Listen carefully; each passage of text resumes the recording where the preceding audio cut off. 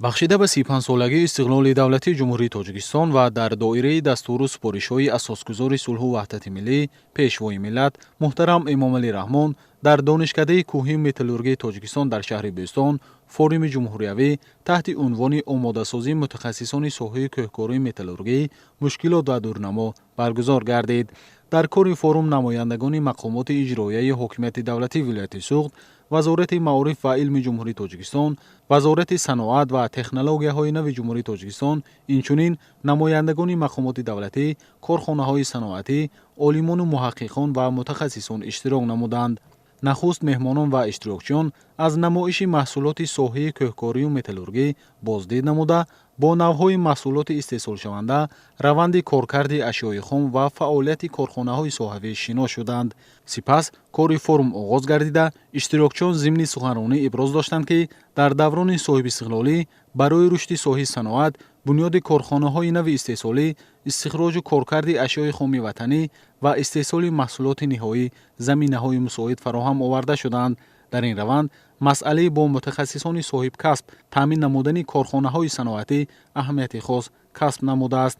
дар форум масъалаҳои мутобиқати низоми омодасозии кадрҳои муҳандисиву техникӣ ба талаботи корхонаҳои истеҳсолӣ, банақшагирии қабули донишҷӯён бо дар назардошти эҳтиёҷоти соҳа, таъсиси ихтисосҳои нав ва такмили мазмуну муҳтавои барномаҳои таълимӣ матраҳ шуданд. яке аз мавзӯъҳои меҳварии форум пайвастани таҳсилот бо истеҳсолот ва истифодаи имкониятҳои низоми таҳсили дуалӣ буд.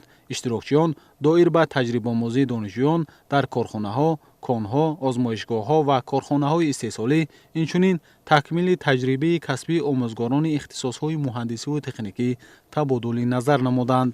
дар доираи форум баромадкунандагон дар мавзӯъҳои ҳамгироии илм дар истеҳсолот, омили рушди саноат, саноатикунонӣ бо суръати кишвар, ҳадафи чоруми миллӣ, имкониятҳои донишкадаи кӯҳии металлургии Тоҷикистон дар масири омода намудани кадрҳои саноати кӯҳӣ маърузаҳо намуданд. қайд гардид, ки устувории мавқеи саноат дар таъмини истиқлолияти иқтисодии Тоҷикистон ва ҳалли масоили муҳимтарини иҷтимоӣ, аз ҷумла афзун намудани ҷойҳои корӣ ва ба маротиб баланд бардоштани сатҳи некуаҳволӣ, таъмини бехатарӣ ва рақобатпазирии иқтисодиёти миллӣ, ҳамчун ҳуҷҷати роҳнамо шароити мусоид фароҳам меорад.